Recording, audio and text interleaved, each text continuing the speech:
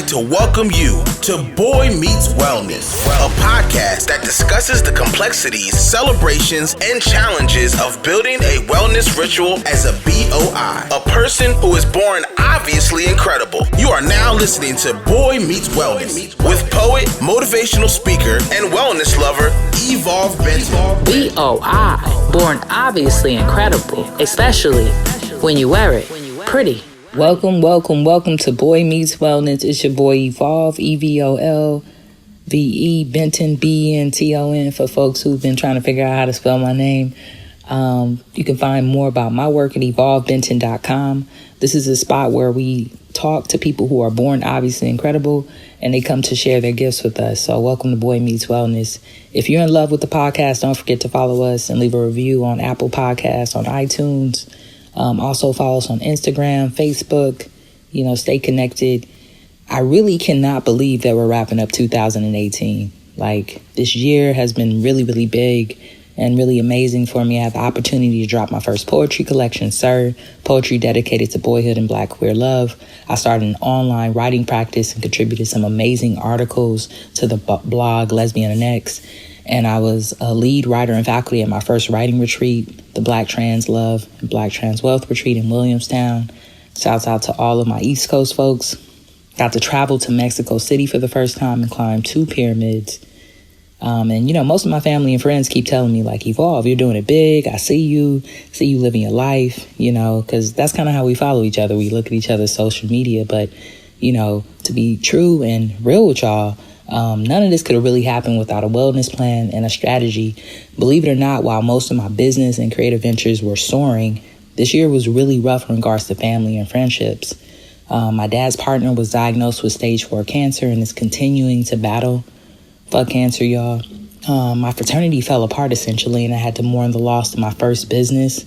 And I was just really unhappy in my body, in the way that my body was performing. I found myself at the beginning of this year on a mission to simply just want to feel stronger and better, So I signed up for a wellness coach and decided to shift my focus on strengthening my body and building a ritual around my wellness. So I shifted that focus and signed up with Zami Hyemingway, and it was an amazing opportunity to really look at my busy ass life that I have, right? Because I just listed up several things, y'all. I'm like, how did I do all this in 1 year? But I wanted to make sure that I was taking care of myself in front of all of that, right? Because if I'm not well, I can't do any of these projects.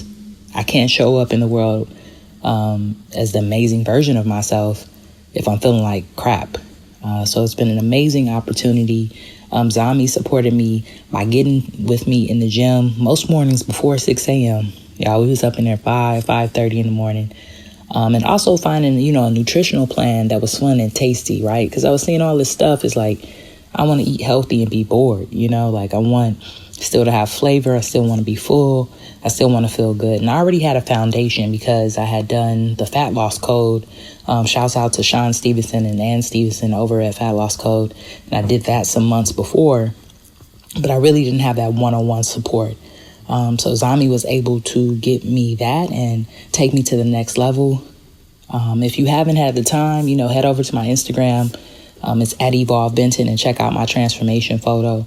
It's an amazing just to see the strength that I've been able to build, but to also really acknowledge the old version of myself that took the steps to get here, to really dedicate the time and energy to not only meet with Zami, but to commit to myself to accomplish the goal of getting stronger and of feeling good, So one of my mantras in life is, to share knowledge and resources. I don't believe in hoarding, right? Like, if I know something, someone else deserves to know that.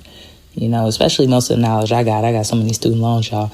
I done spent so much money. I feel like we all should share this knowledge, right? So I've invited Zami on the show today.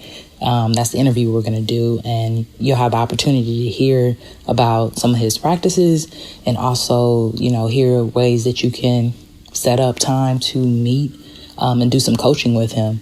But before we jump into the interview, here's my wellness tip for this episode.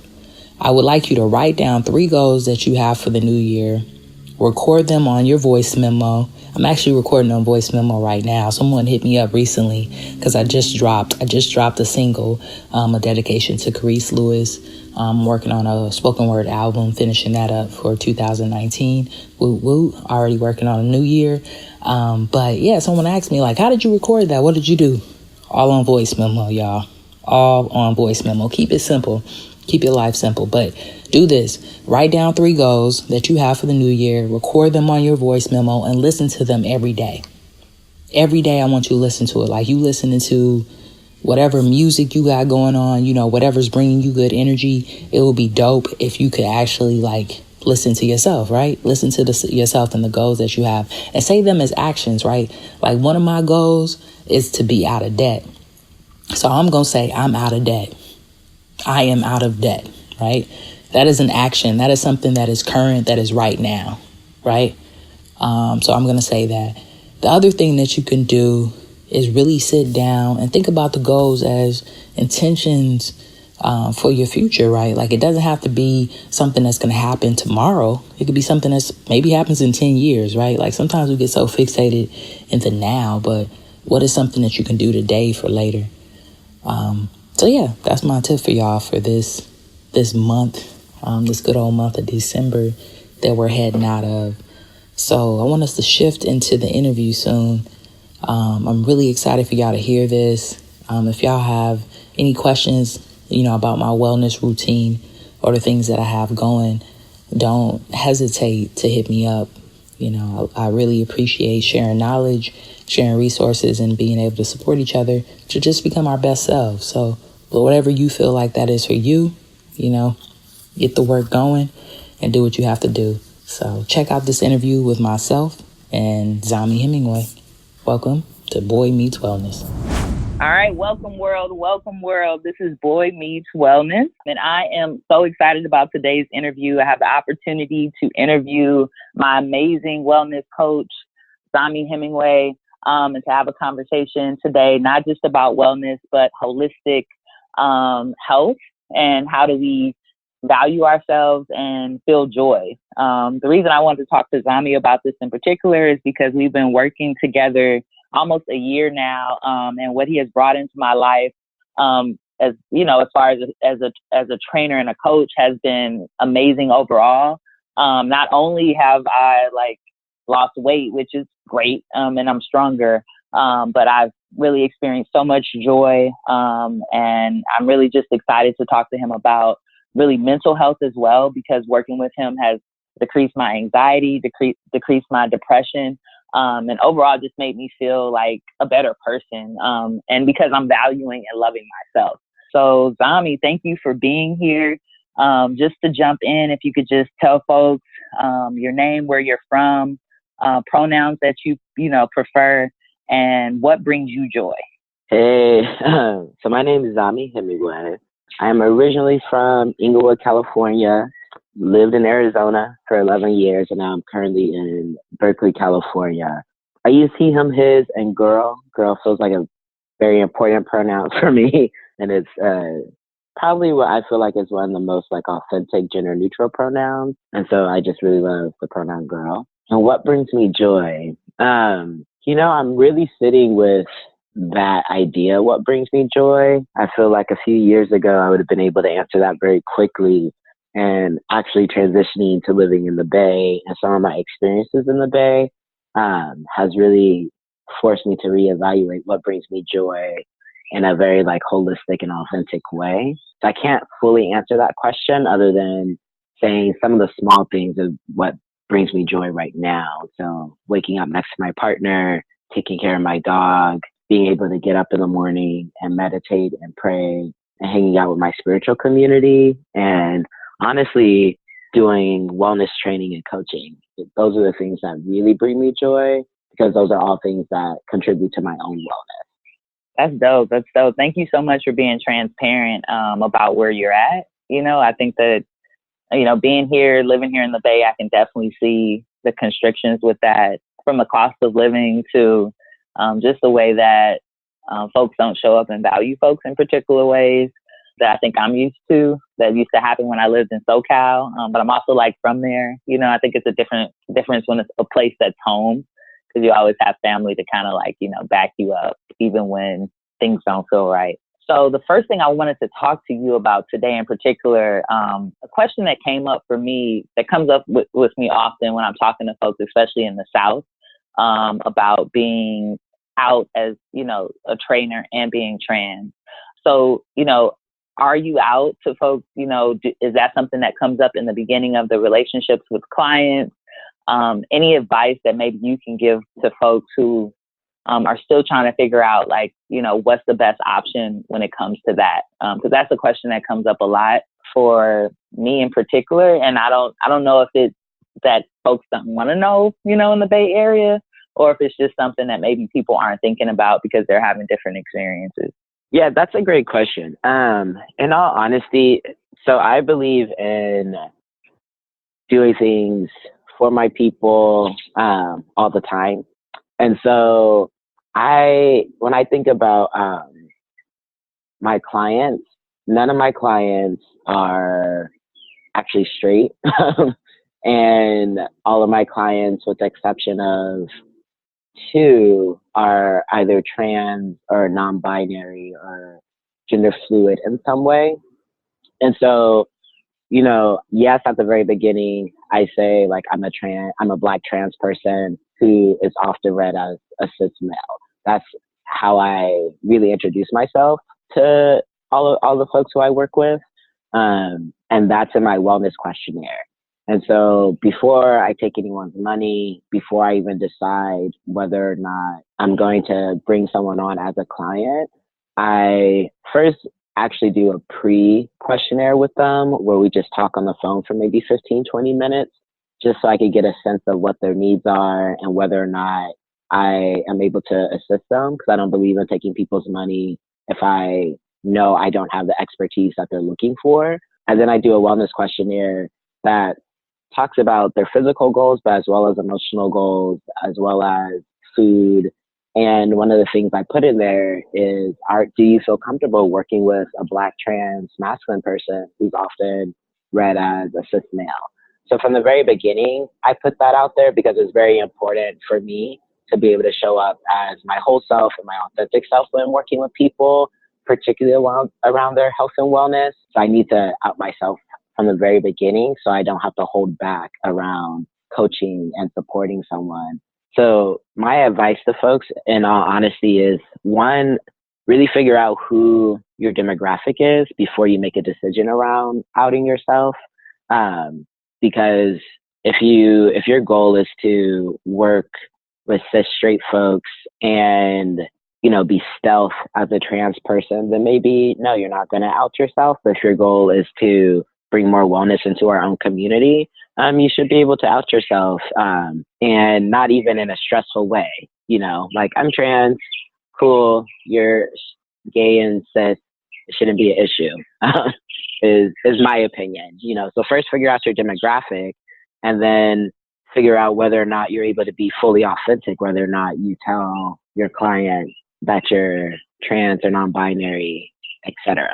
Thank you for that. Yeah, I've been really sitting with that, in particular, how when folks do go into wellness coaching or even fitness work, that they don't really think about a niche. And I think that when you're just creating a business in general, you have to think about your demographic and who you're working with.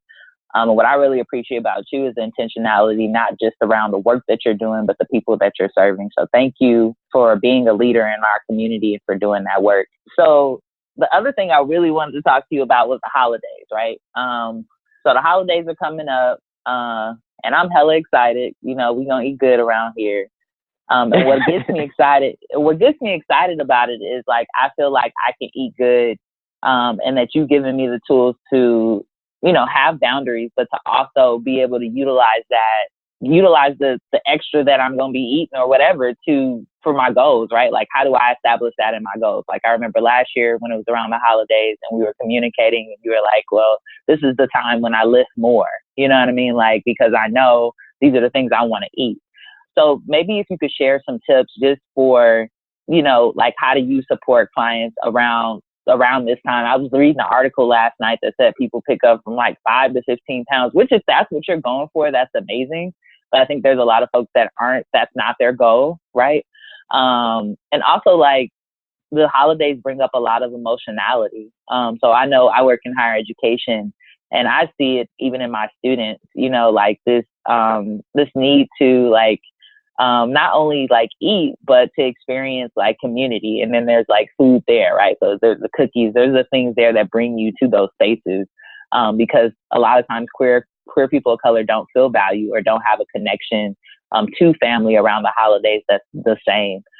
So any tips that you can give to folks like, you know, trying to navigate that, what are maybe some things that they can think about or process to, you know, have a better experience around this time? Absolutely. You know, I work at a nonprofit outside of my wellness coaching, and we refer to holiday season as trauma season, in all honesty. I work with youth, a nonprofit, and many of our youth also are experiencing very similar to a lot of your students. So experiencing lots of high emotions, different forms of crises. They're isolated from family or no longer connected to their family. And so this is a very difficult time of year on so many levels, right? And so, you know, I have a couple of different forms of advice, to be honest with you. Like, one is honestly find a way to just pause and breathe, to be honest with you. And that's on every level. That's when it comes to like choosing what foods to eat. That's when it comes to trying to be in space with your family. That's when it comes to planning what your holiday dinner and things are going to look like. So many people experience so much stress around this time and just want to push and go that we forget the joy, in all honesty, around holiday season. And so one of the advices I have is, you know, pause and just try to enjoy this time. And when it comes to like food, most folks, they're like, okay, the holiday season is bulking season. So a lot of people eat more, they lift heavier, because this is when a lot of people build muscle.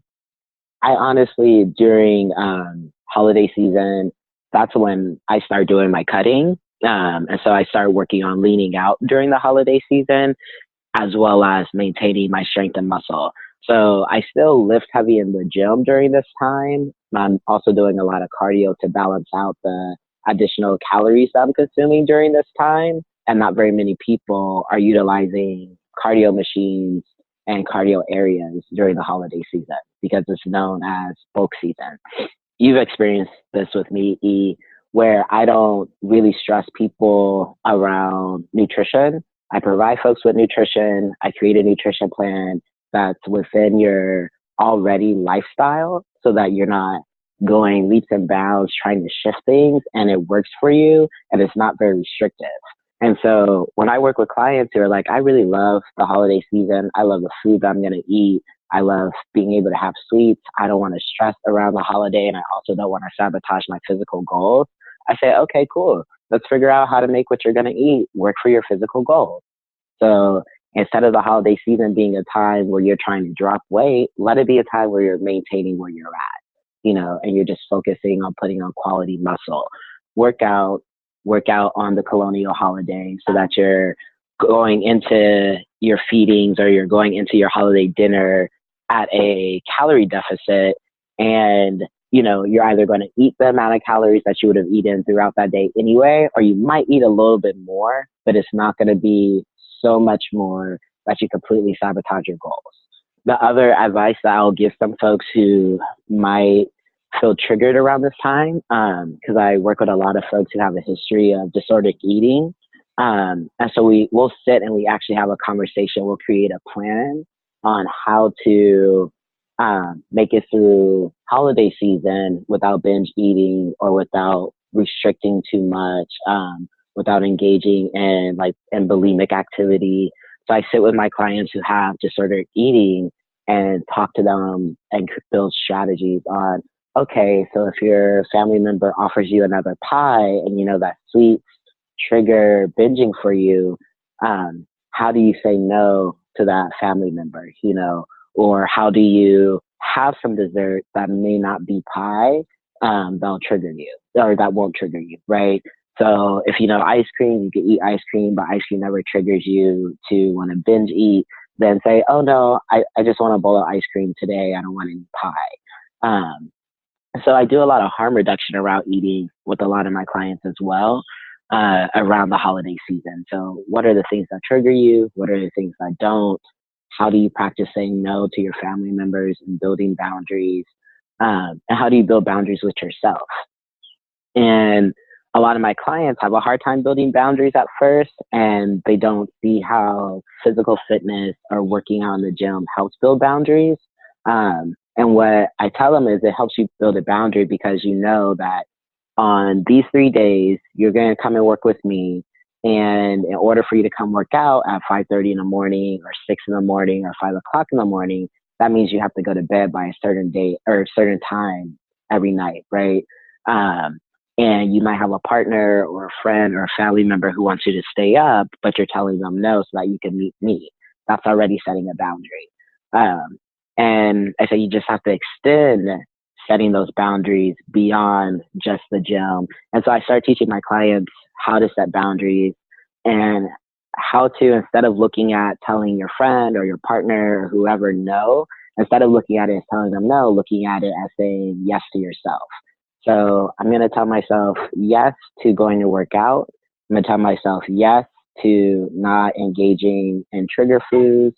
I'm going to tell myself yes to enjoying the holiday season, but not overeating so that I don't experience any type of guilt or shame the next day. And so I try to connect a lot of those. So like tips are build boundaries for yourself around the holiday season. Figure out what things are going to support your goals, both physically, emotionally, and mentally. And instead of looking at it as telling people no, look at it as telling yourself yes as you make those boundaries and make those decisions. Thank you for that. That belongs on a tip sheet for real. Because, you know, Black people don't eat until 8 o'clock at night. So we really need to figure out what we're going to do during the day before. I was just thinking about that, like with my family, like, I mean, luckily, like, for this Thanksgiving, I would be, you know, in the Bay with my partner. We pretty much eat, you know, we give ourselves maybe around 1 or 2, which is still pretty late in the day to start eating for me because I'm eating at the top of the morning most days. But my family in LA, like, it would be like 6 p.m. and we would be just praying. And, you know, prayer is like 30 minutes. So I'm thankful that you gave all of those tips and really, you know, just working with you around boundaries and around, you know, food experiences, you know, because some of them are trauma and some of them bring me joy, but I know that they bring me guilt, right? Like, so it's like this yin and this yang, and the balance there. So thank you so much for that. So I want to shift the conversation a little bit, and get a little political because I think, you know, like here, Boy Meets Wellness, we can't separate the personal from the political, right? Like this is a part of our lived experience. So as you know, like the administration has been targeting trans and GNC and intersex folks by saying that they're trying to shift policy and language around what is gender, right? And folks are calling it an erasure. And it feels very, very violent. And this week we actually had a cutie pod space at the spot I work at, and so many people showed up. And I know that so many people showed up not only because it's that time of year where programming is picking up, but because of where the administration is at and folks feeling that need for community. So my question for you is like, one, what are you doing to sustain, you know, what are you doing? Have you had to shift your own wellness or your own spiritual work because of that? And what information or what guidance are you giving some of your clients around this time? You know, that's a great question. First, I'll answer the guidance I'm giving clients and other QT Pop folks that I'm around, and then I'll answer what I'm doing for myself. So for my clients, so as I said, I work with youth. The majority of our youth are actually trans or non-binary and of color. And I also supervise folks who are trans and non-binary folks of color as well. And some cis queer folks, but majority of the folks who I supervise are non-binary or trans. And, you know, this past week was a rough week for our youth as well as my staff, particularly the Black trans woman who I supervise. And a lot of our youth are like, you know, they're trying to erase us. This is horrible. What are we going to do? And we're just really torn up about it and really fearful, because the youth who I work with are also homeless or underhoused, or living at some sort of transitional living program. They don't have a lot of sustainability. A lot of their ability to survive and thrive is based on a lot of the laws, and based on the government, particularly government subsidies. And so, you know, a lot of our youth who are in the process of transitioning, you know, they're on like Medi-Cal or whatever the subsidized health plan is for folks who are low income. So a lot of them are on that, and they're like, you know, well, if they change the language, does that mean I no longer get my hormone therapy, right? So we have a lot of youth who are currently triggered, and very afraid around what's happening with who they are and their identity. And because the staff are trans, they're also experiencing the same thing, and got caught up in a lot of the crisis and trauma and feeling it, right? Because we work with our community. And when you work within your community, you're working with folks who are experiencing trauma and crises, and it's based off of their identity and a shared identity, you know, it's very difficult not to get caught up in the wave of the fear. And so with our youth, honestly, I just listen, and let them vent and let them express feelings. And then after, I say, you know, so what are you doing to care for yourself? That's honestly what I asked them. And what they did was they just paused and they're like, well, what do you mean? So what are you doing to care for yourself? Because this government didn't support us before today. It's clearly not going to support us after today. But before this news happened, you were still doing something that cared for yourself and honored who you were. So what are you doing to care for yourself? And then I facilitate that conversation with them. So instead of focusing on the drama and engaging this conversation around this crisis, I move the conversation to what are you doing to care for yourself, because you still have agency, right? We still have agency, even though this government's attacking us, even though this government is attempting to erase us through language. Before we had language around trans and non-binary, etc., you know, genderqueer, before we had all this language that we use to describe gender and gender expression, we were still here. You know, trans and non-binary people existed before any of us were even on this planet.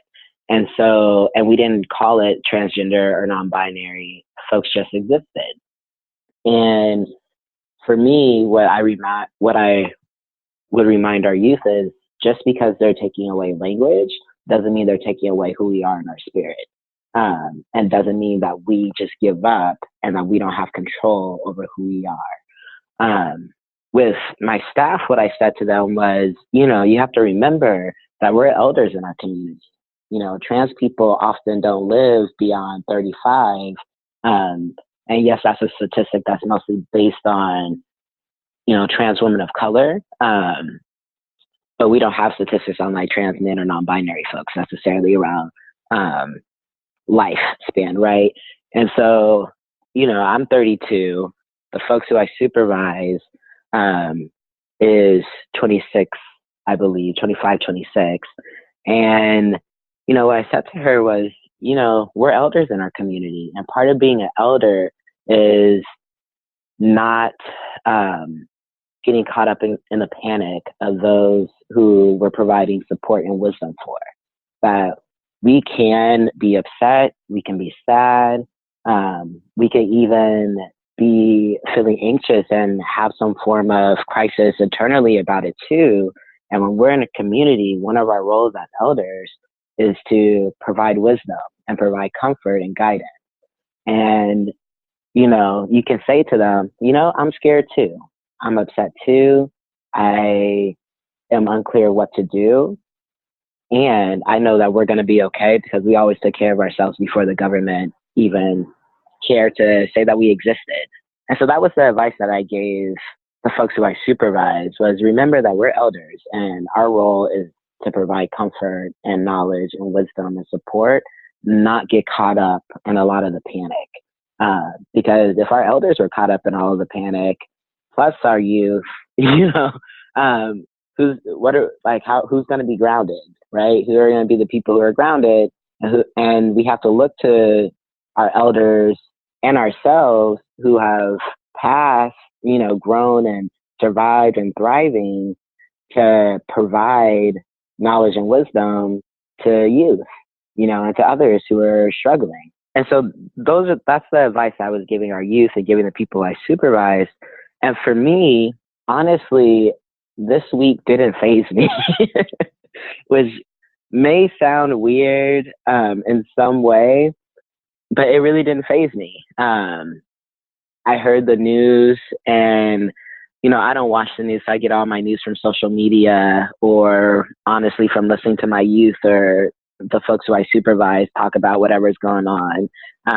Because listening to the news is bad for my mental health, in my opinion, and in my experience. And it just strikes a lot of panic that often feels unnecessary for me. And so I actually don't pay attention to the news or listen to the news. And so when I found out it was on my way to work because I was looking on Facebook and I was like, okay. And that's literally all I thought was, okay, I didn't really share a lot of stories. I maybe changed my Facebook I changed my Facebook picture to have one of the frames that says Trans Liberation Now. But I didn't even do that until maybe Wednesday or Thursday of the week. And a big part of it is because, I'm a Black, trans, non-binary person who is often read as a cisgender male who grew up in various forms of like poverty and then not poverty and then like, we struggled and then we didn't struggle. I have a lot of different lived experience. Like I'm a survivor of assault. All forms of my identity is constantly being under attack. I'm 32 and some of the experiences that I've had, one of them could have broke me, let alone all of the ones combined. I've grown up to this place where I have a tremendous amount of resiliency. And I also know that because of the identities I hold, my identities will constantly be under attack. And I'm not going to be fazed when someone decides they want to pick a bone with one of my identities.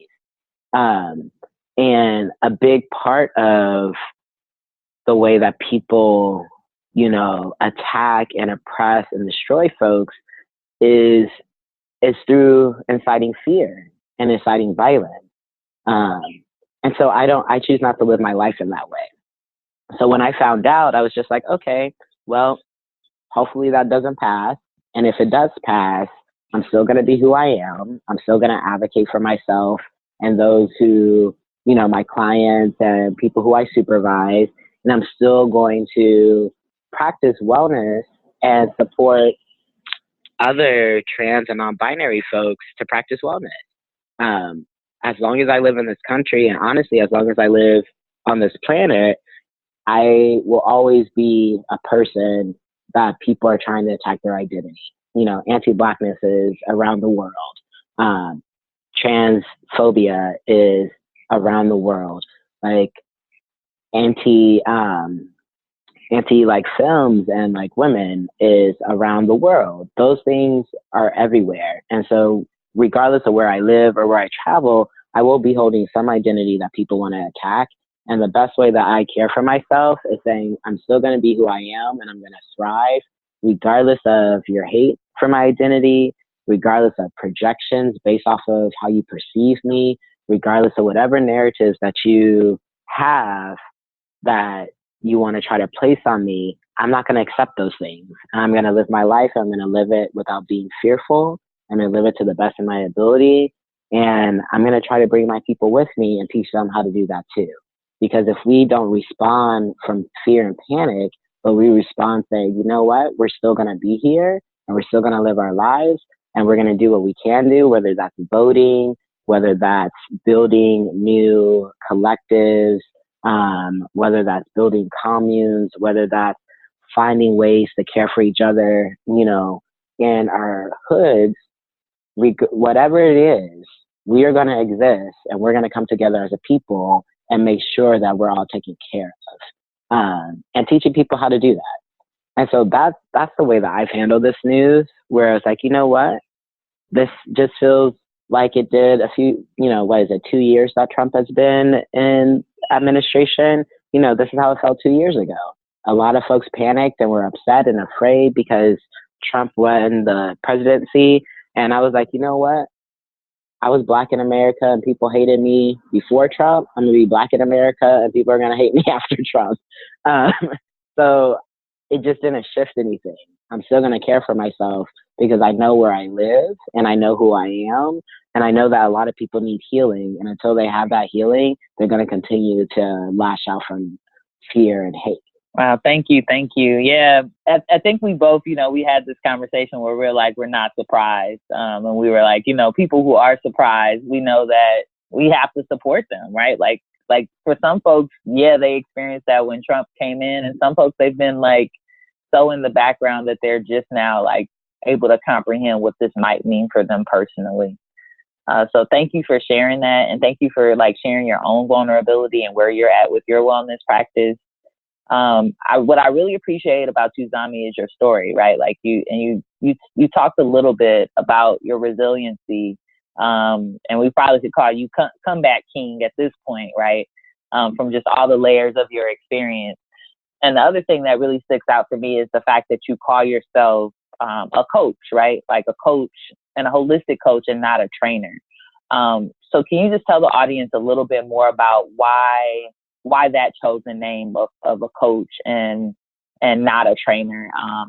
And what does that mean, you know, for your work? What does it mean for it to be holistic work? What does that include? Yeah, you know, calling myself a coach has been really intentional. And the reason why I chose coach over trainer is, you know, when you go to a gym and you see a personal trainer, you know, oftentimes they are just showing you how to do the equipment. You know, sometimes they'll show you how to do it with proper form. Other times they don't, which is very frustrating for me to see a trainer working with a client and not correct their form.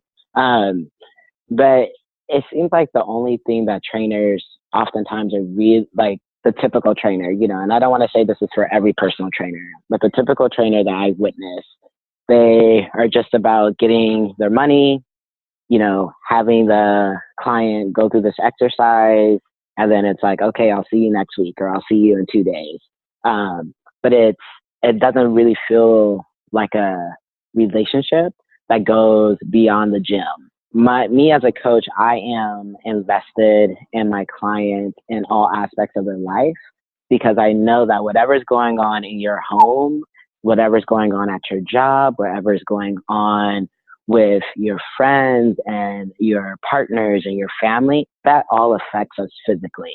And so whatever we do in the gym, in many ways, it doesn't matter if all of these outside forces are negatively impacting you or influencing you or aren't supportive. And so for me as a coach, it's really important for me to have a holistic understanding of what it is that my client is living with on a day-to-day basis, and how do I support them in creating a life of health and wellness, not just a strong body or not just a thinner body. And for me, I didn't get into this field just so that people can walk around looking like bodybuilders. That was not my goal. And that's not what led me to this field. You know, I began thinking about becoming a personal trainer and wellness coach because of my own story and my own experience. You know, I started lifting weights back when I was on testosterone, maybe for 6 or 7 months. And I was in a very abusive relationship with a woman who was twice my senior, and she worked for the local university. and controlled majority of the finances, and would remind me constantly that the only reason why I'm able to transition is because she's paying for it. And she was very abusive. She was very emotionally abusive. She was physically abusive, and she isolated me from a lot of people. And the way that I got out of that relationship was because of a coworker who became one of my best friends and mentors, started inviting me to come to the gym with him. You know, I had gained a lot of weight. I went from being about 140 pounds to being close to 220, I believe. And a lot of my weight gain was because of the emotional and physical abuse, and me not being able to tell anyone because a lot of people didn't believe me, because I was a Black masculine person dating an older white woman. So they didn't believe that this older white woman who worked for a university was abusive. And so when I started, going to the gym with this coworker, I started going to the gym morning and evenings. So in the mornings, I went to the gym just to do cardio and do a spin class, because I really didn't know what I was doing in the gym at first. So I was like, let me just do these classes just to do it. And then the evenings, I would lift weights with my friend. And that's how I learned boundaries and how I started setting boundaries with my abusive partner, and what eventually led me to leaving that relationship. And so when me going through that process and having that experience, the things that came out of that experience was going to the gym as a way to just take care of myself. So I went to the gym at 5 o'clock in the morning to go to a spin class, which meant that at night when she would try to argue with me or try to convince me to go out drinking or try to keep me from sleeping, basically, I continuously said no, which infuriated her. And she would still try to keep me up. But it was like, okay, well, if you're not going to let me sleep at home, I'm going to go to a friend's house. I'm going to sleep because I'm going to go to the gym. It became a very important part of my wellness and me setting boundaries and me being committed to my wellness as well. And so because I was committed to my wellness, I would, because I was committed to my wellness in that way, I was able to start saying, okay, what else do I need to be well? Something else that I need to be well is being able to meditate. Something else I need to be well is to have a well-balanced diet. And so I started exploring ways to be well and how all these other things in my life start shifting because of my wellness. And that's the framework that I try to use with my clients. And so, when I have clients who are living with depression or living with anxiety or high stress, I want to explore that with them. Where is the stress coming from? Where is the anxiety coming from? Anxiety also affects the way that our hormones are, and how our body responds to hormones. So if you are stressed and you have a lot of anxiety, your hormone levels are all over the place. We could go to the gym and work out for hours, every day, and you may not see a change in your body because you're still holding on to all the stress and anxiety.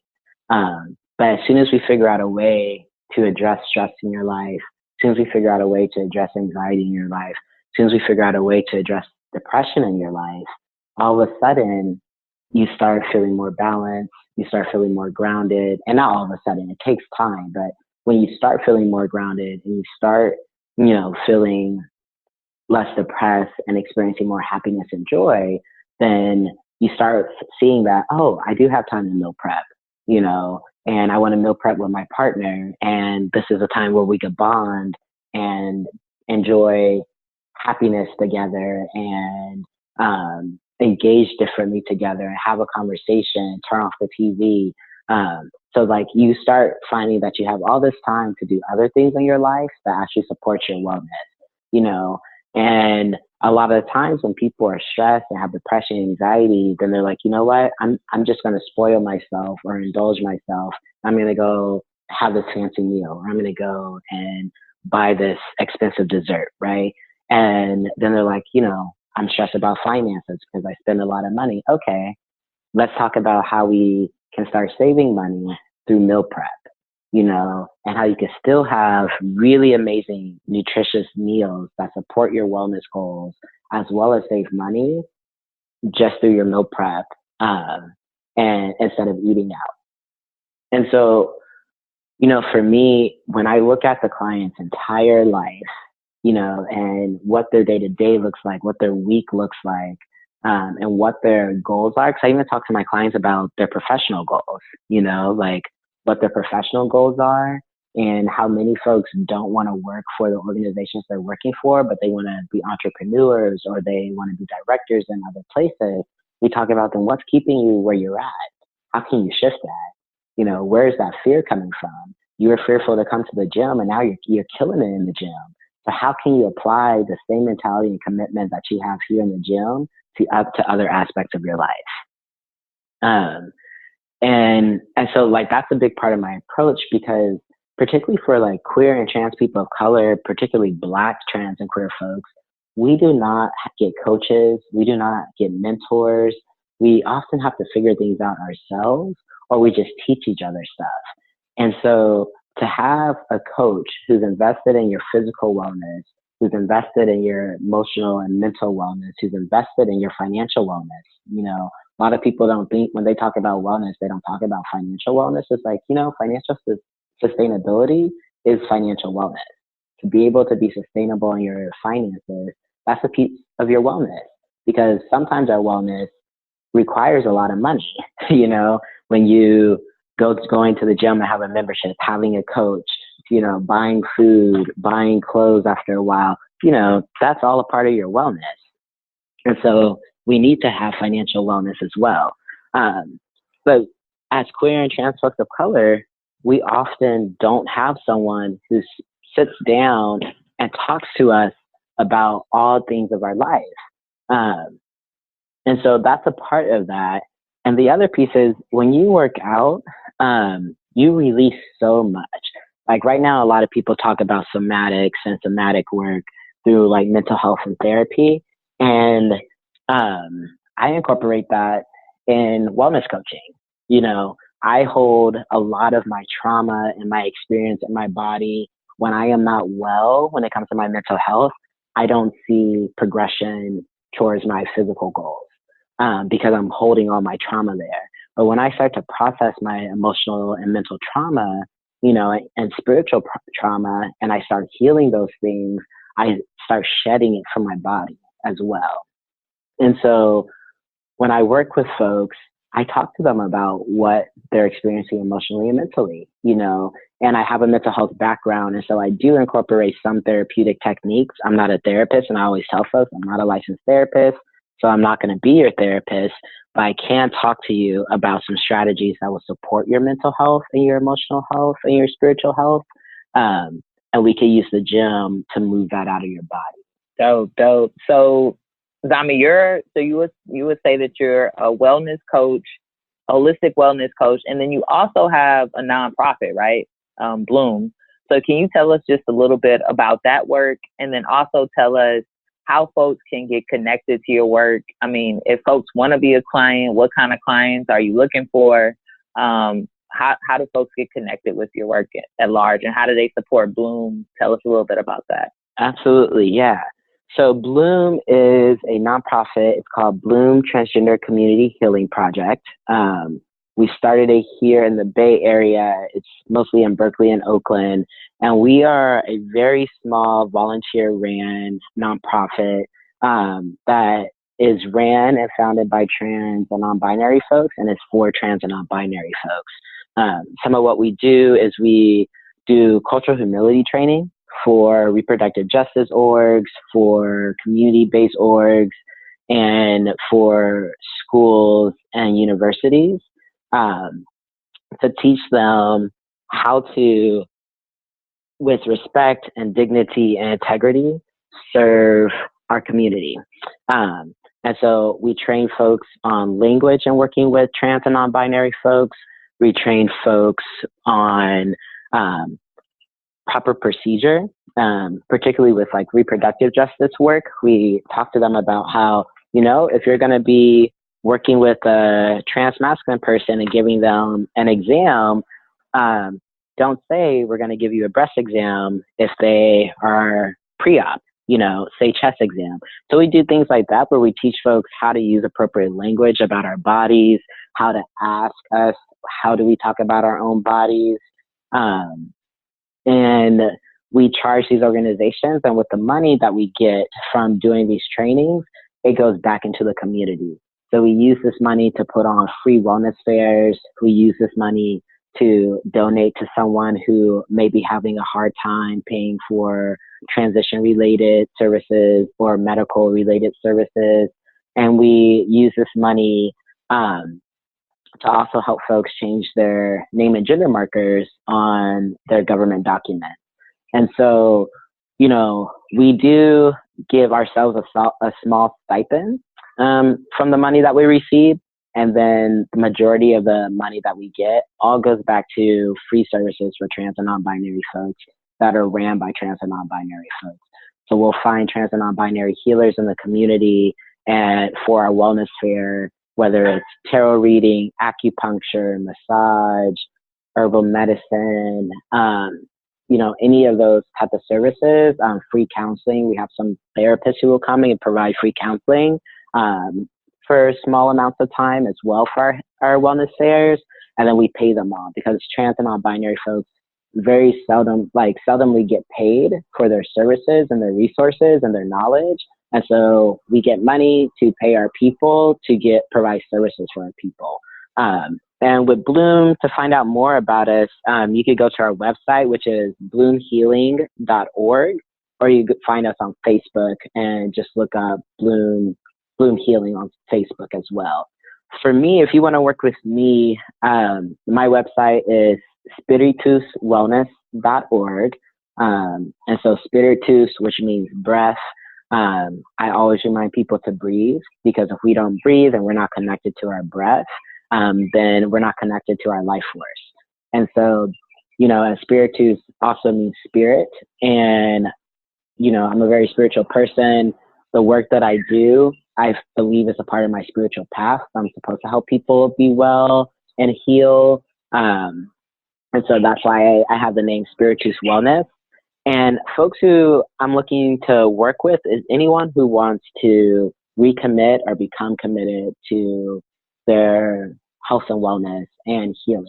And so whether that's you are wanting to lose weight, wanting to build muscle, wanting to just create a physical practice around your wellness, and really willing to be vulnerable. Working with someone when it comes to your body is a practice in vulnerability. Whether it's a personal trainer, a wellness coach, a mental health specialist, that's a practice in vulnerability. And so I want to work with folks who are willing to be vulnerable with me, because me showing up and providing you with services is also a practice in vulnerability for myself. I've been doing this work for almost 2 years. I've been certified, and I've been certified for almost 2 years, and it's been very vulnerable to learn on the job with some folks, to put myself out there when it comes to plans, because all of my plans are specialized to the individual, which not everyone does that. Many of these other distant and online coaches, they just create a plan and you buy a plan, and it's the same plan they gave to 1,000 other people. But this is something very special to me and took a lot of heart and love to create. And so this is a practice of vulnerability for me as well. So if you're willing to be vulnerable, if you're willing to trust me with your wellness, and you're willing to be in partnership with me around your wellness, then you're someone who I want to work with. Because if you're just like, I want you to tell me what to do and that's it, this probably isn't going to be a good partnership, because we have to be able to communicate. We have to be able to learn from each other and work off of each other. And in order for me to fully support you, I need to know what works and what doesn't work. And I need you to be able to do the work outside of the gym. So if you're committed to shifting your life and having a life of health and wellness, if you're committed to being vulnerable, if you're committed to growing and healing, then you are someone who I want to work with. on my website, it has my different plans. I can provide nutrition plans for folks. I provide workout plans for folks. And as a distant client, depending on what program you purchase, we do weekly check-ins. And if one of the work exercises don't work for you, then I also change the workout plan for you so that it accommodates your accessibility as well. So it's all about being accessible when it comes to finances and when it comes to, what you're physically capable of. And not every coach does that. They'll say, well, this is the plan I created you with. These are some alternative exercises for it. Figure it out. That's not my goal. If you tell me something's not working for you, then it's like, okay, let me find a different exercise that'll still work out that same body part. But it works within your physical ability and you'll still grow from it. I think I answered your question. Yes, you did. Yes, you did. Folks, Zami is an amazing coach, and an amazing friend. Just thank you for all the support, that you've given me. Like 2018 has been a shifting year. And I know that it could have shifted in so many ways if I wasn't grounded, in this wellness practice with you. So thank you. I really, really appreciate it. So this next segment of the show is like my favorite part. It's called Boy Talk and Hop. And it's kind of like, this might bring you some joy because you kind of got to think about some random things. You can't just, you can't go into like mantra mode. You kind of just got to pop off whatever comes first to mind. So I'm going to ask you a few questions. So I'm going to say, I love to watch. And then you're going to say, I love to watch whatever that is. For me right now, I love to watch Westworld. It's an amazing show. I can tell you more about that later. But yeah, so we're going to jump into that and then we're going to do some closing stuff. But is there anything before we jump into Boy Talk and Hop that you want to let folks know? I just want to let folks know when it comes to a wellness practice, you can't do it wrong. A lot of people, That's real. That's real. Yeah. Like a lot of folks feel like if I'm not in the gym every day for hours, if I'm not eating nothing but chicken breast and broccoli and rice, if I'm not meditating for 30 minutes a day, then I'm not doing it right. The beauty about developing a wellness practice is that you create something that works for you. It looks different for everyone and you can't do it wrong. And you always have the next day. So if you do something and you're like, you know what, that didn't support my wellness today, guess what? You have tomorrow. And so I just want to encourage people to practice compassion with yourself, practice forgiveness, release like the chains of shame that we tend to live with.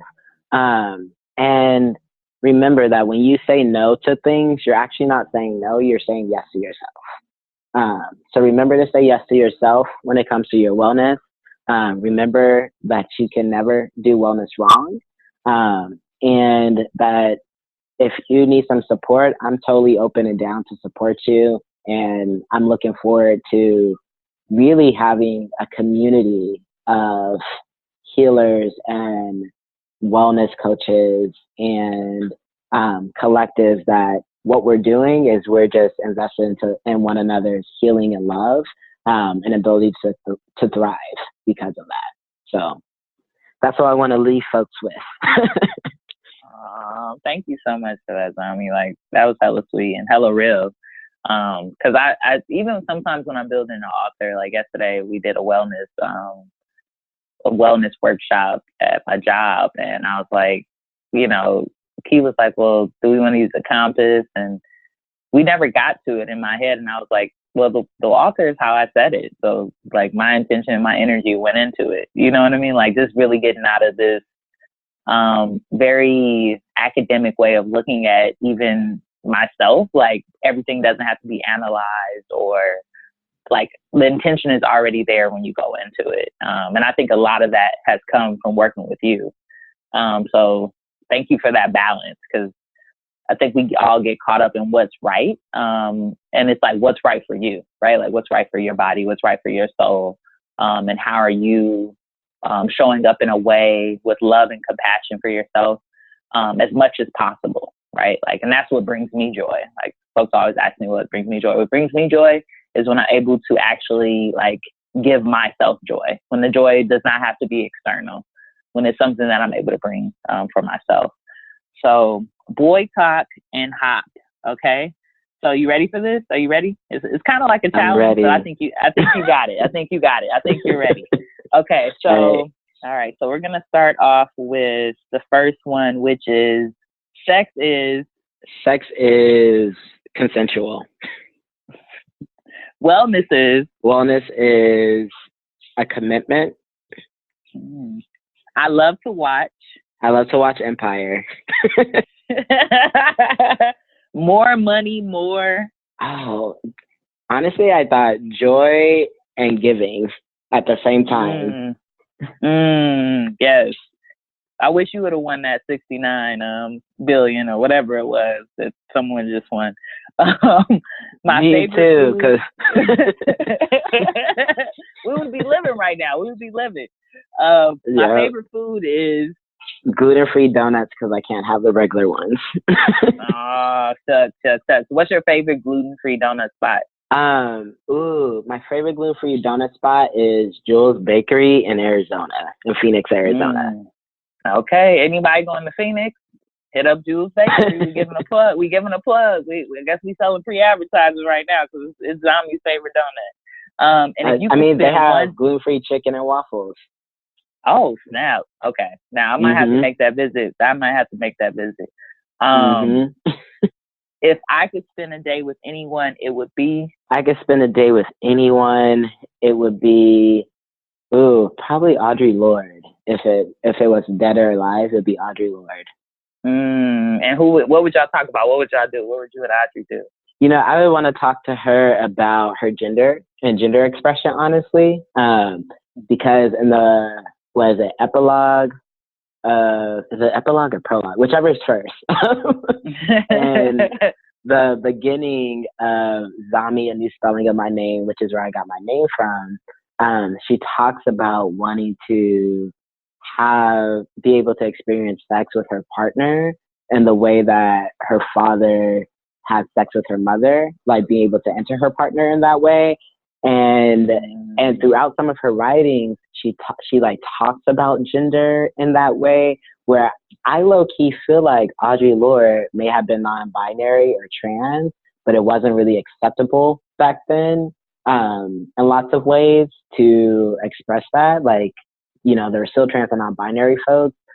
But I remember how when Audre Lorde got married, you know, one of the folks who I know now who was good friends with her said that a lot of the folks in the lesbian community felt betrayed because she married a man and like had children by him. And so I can only imagine like what it would have been like if she did have questions around her gender and gender expression. I would want to talk about gender. I would want to talk about like being Black and being in relationships with non-Black folks, you know, and some of the struggles that she may have experienced and how it may have been similar to some of my experiences. Talk about writing and writing as a spiritual practice, because she also alludes to that in a lot of her writings, how writing is her spiritual practice. And, you know, for me, writing is a spiritual practice, one that I haven't been able to engage in as much living in the Bay, but is something that I know when I need to feel grounded. And when I am grounded, I tend to go to writing, or try to go to writing. So talk to her about that, about foods, about hair, about, you know, just about life, and like what brings her joy, you know. And I would ideally be cooking with her. I would want to cook while we talk. Nice. That sounds like a beautiful evening. I would love to hang out with y'all too. So I've included these last two particularly for you. So the first one is my altar is. My altar is filled with my Egun, which is my ancestors, filled with my crown, which is Obatala, and filled with my feet, which is Yemaya. And my soul is? My soul, oh wow. My soul is filled with love and joy and a commitment to healing. Yeah. Nice. Thank you so much, Zami. Thank you so much for this interview, for taking the time out to, you know, come on Boy Meets Wellness, and share your joy, share your tips, My name is Zami Tinashe Hyemingway, and I am born obviously incredible. Thanks for listening to Boy Meets Wellness. Stay connected on and off the show by following us online at Boy Meets Wellness. That's boy with an I. Until next time, go be